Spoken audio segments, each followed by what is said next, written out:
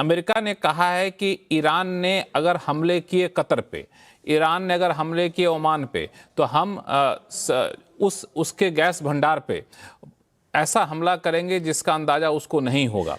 क्या आपको लगता है कि ईरान जिस स्थिति में अभी पहुंच चुका है, अमेरिका के राष्ट्रपति की इस चेतावनी को सुनेगा और नहीं हमले करेगा? देखिए, जो आज सुबह अटैक हुआ, कल रात आज सुबह पार्स, साउथ पार्स की जो गैस फील्ड पे, वो इजराइल ने किया। और हालांकि ट्रंप कह रहे हैं कि उनकी इजाजत के बगैर हुआ, लेकिन वॉल स्ट्रीट जर्नल और अमेरिका में कई मीडिया सोर्सेज ने कहा है कि अमेरिका ने पूरी तरह से इजाजत दी थी, अमेरिका को मालूम था क्या हो रहा है। तो अब ये दादागिरी करना कि हम जो है तुम्हारे पास गैस को खत्म कर देंगे, तुम्हारे ऑयल फील्ड्स को खत्म कर देंगे, ईरान के पास फिर चारा क्या रहेगा? वो भी जो गल्फ कंट्रीज है, उनके जो ऑयल इंस्टॉलेशन है, उनको मारेगा, क्योंकि ईरान तो पूरी तरह से मतलब इतना नुकसान झेल चुका है। तो वो ये उसके पास अब खोने को क्या है, तो वो दूसरों को नुकसान पहुंचाएगा। तो अगर अमेरिका ऐसा करता है तो बहुत ही गलत होगा। और शुरू से ये जो लड़ाई छिड़ी है, ये अमेरिका और इजराइल की एक गलत पॉलिसी से हुई है। किसी कंट्री में इस तरह से अटैक करके वहां के टॉप लीडर्स को मार देना, लोगों पे इतनी बॉम्बिंग कर देना, ये बहुत निंदा की एक बात है। तो मेरे विचार में अगर अमेरिका करेगा इस तरह का कि उनके ऑयल फील्ड और गैस फील्ड को पूरी तरह से नष्ट करेगा, तो ईरान भी तैयार बैठा है, वो गल्फ कंट्रीज पे इसी तरह के अटैक करेगा ताकि उनको भी वो बहुत नुकसान। बिल्कुल। दरअसल बीसी त्रिपाठी साहब, मैं आपके पास आऊंगा, लेकिन एक सवाल अनुज गुप्ता साहब आपसे लेना चाहता हूं, चूंकि आप यूएई गवर्नमेंट के एडवाइजर भी रह चुके हैं।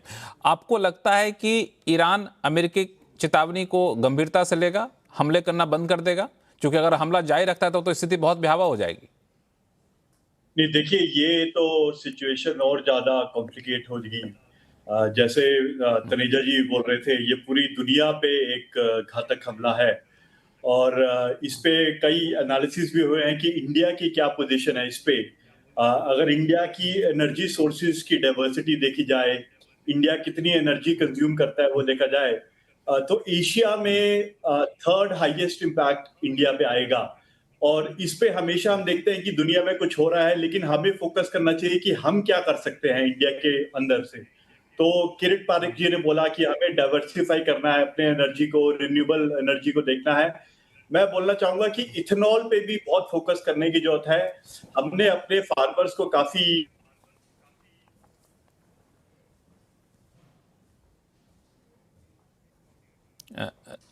लगता है नेटवर्क पे कुछ दिक्कत है यहाँ पे, तो हम लोग फिर से वापस जाएंगे अनुज गुप्ता जी के पास। लेकिन बीसी त्रिपाठी साहब, एक सवाल आपसे कि अगर ये हमले ऐसे ही होते रहें, और तो ये जो अभी हम लोग कह रहे हैं कि एलपीजी की स्थिति चिंताजनक है, लेकिन हम लोग कंट्रोल में किए हुए हैं, पीएनजी सीएनजी पे फोकस करिए, वहाँ पे हम सप्लाई करते रहिए, उसमें कोई दिक्कत नहीं, 100% सप्लाई कर रहे हैं, तो बहुत लंबे समय तक हालात ऐसे ही बने रहेंगे? ये संभव नहीं है, क्योंकि जब ऑयल गैस फील्ड पर हमले होने शुरू हो जाएंगे तो जो हमारे बाकी सोर्स से भी जो आ रहे हैं वो सारे ठप हो जाएंगे या फिर बहुत कम हो जाएंगे। तो अब सब क्राइसिस जो है ज़्यादा लंबा हो जाएगा, फैल जाएगा।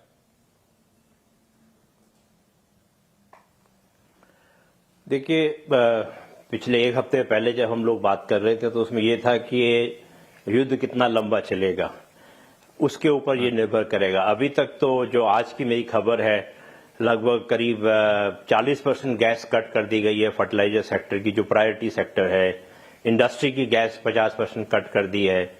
और ये गैस का इम्पैक्ट सिर्फ ऑयल एंड गैस और ट्रांसपोर्ट पे नहीं होता है, जैसा मेरे पहले वक्ताओं ने बताया।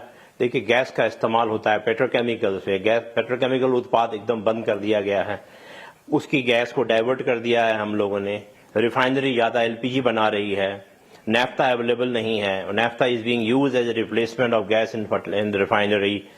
सिरेमिक है, टेक्सटाइल है, ग्लास इंडस्ट्री है, छोटे मोटे जो और इंडस्ट्री, इन सब में बड़ा इसका बड़ा प्रभाव पड़ेगा। तो इसलिए इंडिया के लिए और एसएमई सेक्टर के लिए जो गैस पे मूव कर गया है, फर्टिलाइजर सेक्टर के लिए ये बहुत बड़ा एक इम्पैक्ट इसका आने वाला है। एलपीजी सप्लाई को अभी फिलहाल जो डोमेस्टिक प्रायोरिटी दी गई है, एलपीजी का प्रोडक्शन बढ़ रहा है from the refinery, what ever it they can increase, लेकिन उसकी भी एक अपनी टेक्निकल लिमिट है। रिफाइनरी एक हद तक ही जो है उसकी जो प्रोडक्ट स्लेट है उसको डाइवर्सिफाई कर सकता है। पेट्रोकेमिकल इंडस्ट्रीज में कहा गया है कि आप प्रोपेन ब्यूटेन जिससे पेट्रोकेमिकल बनता है उसको न बना के एलपीजी सप्लाई दें, लेकिन उसके बावजूद भी almost more than 50% LPG supply हमारी मिडिल ईस्ट से आती है, तो उसका प्रभाव तो पड़ेगा ही। और जैसा मुझे अभी पता लगा कुछ समय पहले कि कमर्शियल एलपीजी बंद कर दी गई है, सिर्फ डोमेस्टिक एलपीजी दी जा रही है। तो इसका मतलब जितने भी छोटे मोटे रेस्टोरेंट्स हैं, होटल्स हैं या और छोटी मोटी इंडस्ट्री हैं जो एलपीजी को फ्यूल की तरह यूज करती थी, प्रोपेन यूज करती थी, प्रोपलीन यूज करती थी, उन सब में बड़ा प्रभाव आने वाला है। तो इसलिए हमारे इंडस्ट्रियल सेक्टर को पूरा इसका इम्पैक्ट आएगा। नाउ इसमें समय कितना लगेगा, जैसे आपने सवाल पूछा, देखिए एक लिक्विफिकेशन प्लांट को बनाने में कम से कम 4 से 5 साल लगते हैं। अब ये डिपेंड करेगा कतार में कितना ज्यादा डैमेज हुआ है रास लफान में, क्योंकि रास लफान में 10 ट्रेन है, उसमें से कितनी ट्रेनों को डैमेज किया गया है। 70 मिलियन टन एलएनजी वहां से आती थी, करीब करीब 80 मिलियन टन लगभग।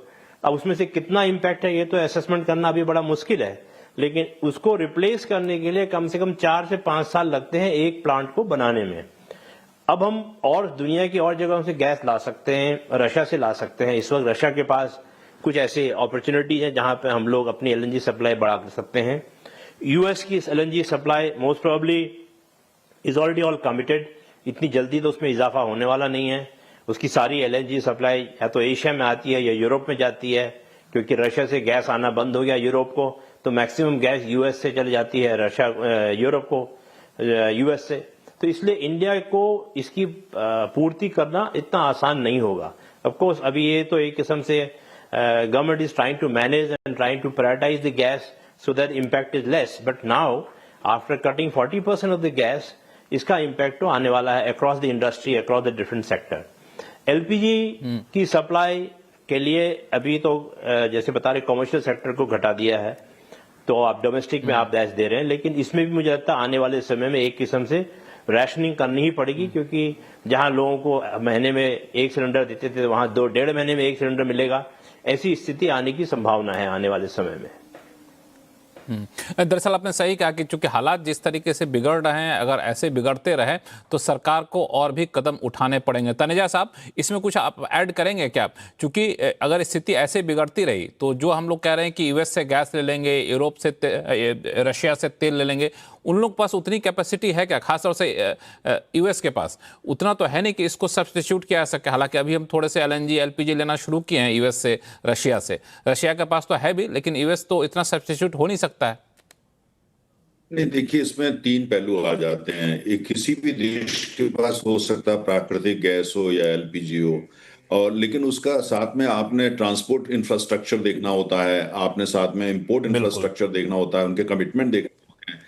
जैसे अमेरिका है, अमेरिका अगर चाहे भी भारत को और एलएनजी दे तो, लेकिन अमेरिका के पास सरप्लस कैपेसिटी इस समय नहीं है। रशिया के पास सरप्लस कैपेसिटी है, खासतौर से उनका जो आर्कटिक इलाका है और उनके पास है, वहां पे नोवाटेक जैसी कंपनियां हैं उनके पास इस समय है। और वो, लेकिन उनका अब देखना है कि चाइना को भी और ज्यादा चाहिए होगा, जापान को भी चाहिए होगा, कोरिया को चाहिए होगा, और भी देश देखा जाए। हमको ये नहीं भूलना चाहिए, हमारे लिए ये तेल और गैस है, बड़ी बड़ी कंपनियों के लिए, बड़े बड़े देशों के लिए ये बिजनेस है ना, ये हमको नहीं भूलना चाहिए। रशिया के लिए भी बिजनेस है ना। तो इसलिए ये सब हालात में देखते हुए मुझे ऐसा लगता है कि अभी पूरी दुनिया को, खासतौर से भारत है, जापान हो गया, और देशों को कोशिश अब ये होनी चाहिए कि इस युद्ध को खत्म किया जाए। क्योंकि ये युद्ध जो है, भारत का अगर उठाकर देखते हैं, अभी पारिक साहब बात कर रहे थे कि भैया रिन्यूएबल होना चाहिए, वो सबको देखिए, एक बात हमको मानना पड़ेगा कि रिन्यूएबल एनर्जी, हाइड्रोजन, ये सब बड़ी अच्छी बातें और भविष्य है, इसमें कोई दो राय नहीं है। लेकिन प्रश्न इस बात का है कि आज की तारीख में भी हमारी जो इकोनॉमी है वो हाइड्रोकार्बन इकोनॉमी है, तेल गैस पे चलती है, फॉसिल फ्यूल, कोयला उसमें साथ ले लीजिए। एकदम जो है आप कहें कि ट्रांजिशन हो जाएगा 1 साल में, 2 साल में, अरे नहीं होने वाला। इसको पहले हमें एक्सेप्ट करना पड़ेगा, फिर हमने देखना है कि उसको फिर हम कैसे काम करें, कि हम और दुनिया से जाकर के कैसे ला सकते हैं। हमारी डिपेंडेंट जिस क्षेत्र पे बहुत ज्यादा थी, स्टेट ऑफ हॉर्मुज की जितने भी जीसीसी कंट्रीज हैं, अब हमको ये सबक तो लेना पड़ेगा कि बहुत निर्भरता इस पे नहीं की जा सकती। हम 41 अलग अलग देशों से तेल मंगा रहे हैं, आज की में गैस भी मंगाते हैं, लेकिन उसके बावजूद 41 देशों में भी वो देश जिससे हम सबसे ज्यादा हाइड्रोकार्बन मंगाते हैं वो 7 ही देश हैं। आज भी हमारी निर्भरता जो है बहुत ज्यादा जो है वो स्टेट ऑफ हॉर्मुज के ऊपर के उत्तर के देशों के ऊपर ही है।